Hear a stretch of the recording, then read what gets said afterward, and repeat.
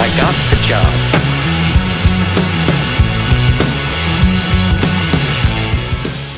My name is Jeff Henry. I run, operate, and work on for Quality Antenna Service out of Powell, Ohio, suburb of Columbus. My name is Corey with Tower MRL. I'm a safety manager, trainer, have worked my way up through the industry.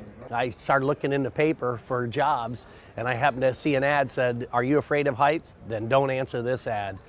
Well, that was pretty cool, so I called it up immediately because I am not afraid of heights, which probably in my business is good.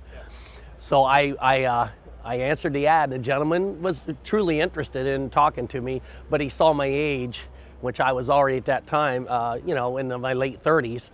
And he said, if you were younger, I'd hire you right now, but I just can't use you. I wish you were younger. And I said, oh, it's okay, I understand. He said, but there's a fella across town and he might hire you. So I went and talked to him. Well, he was the owner of Quality Antenna, the service I run now. And he said, if you would like to start, good. So for $8 an hour, I started working for this gentleman, and that was 20 years ago, and I'm now running and own the company. Background, second generation climber. Always had rigging, PPE beat into my head as a young child. My father, 30 years into a different industry that requires climbing. My summers were spent traveling around with him, helping him out. Never thought I would go down this road myself. It wasn't my chosen career. I'd actually had applied to go to the University of DeVry in Chicago, got accepted. I was going to go for telecommunications, ironically, work the other end of it all. I was too young to go that year. I graduated at 17. My dad asked if I'd come on the road with him to go to work, so that's what we did. When I first started, my first climb, I had nothing but a lap belt on that just went around my lap and around my legs, and a lanyard, and that's how you climb. And a lot of times only time I'd hook off was when I got to where I was going or I needed to take a break. And it was crazy, but I didn't think anything of it because it's just the way it was. That's how you did the business. And you would have a tool belt wrapped around you and all your heavy tools and a rope and a block, and you'd head up a tower. Now, as you can see behind me, the safety is just incredible, the strides they've made and keeping us safe. Because let's just face it, one slip and you're dead. It went from just a single belt like I'm wearing right here that we would have a little rope tied to the tower on. Eventually leg straps became part of the rig, and now it's a full body harness. Hard hats, chin straps, multiple levels of standards have been upgraded along the way to protect the worker. The quality of worker has improved a lot. The guys that used to go out and get drunk and maybe do drugs, that's gone. You can't have it because you're dependent on somebody who's working up above you, hanging onto their tools, paying attention to what they're doing. So you got to have good quality people. That's one of the biggest changes, the quality of the people. I've been fortunate enough to work from the ground level as a tower tech to foreman, operations manager, project manager.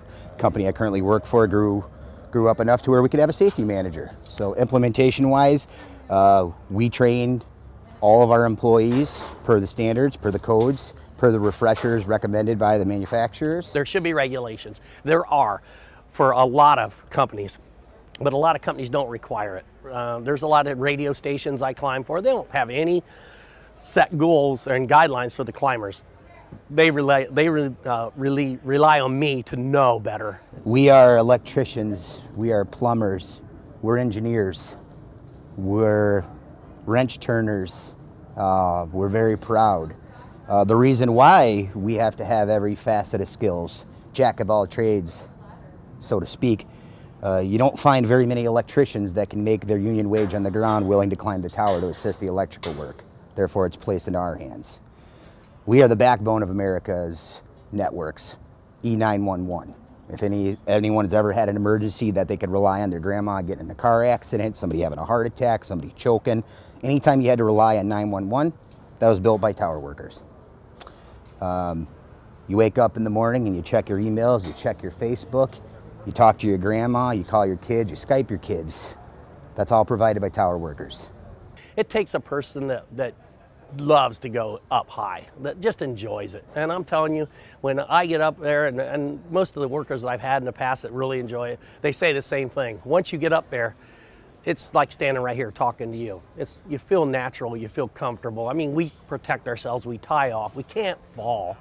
The structures are really strong. They rarely fall on their own. Something has to make them fall. So it's like we're standing right here talking and everybody else is down in a hole.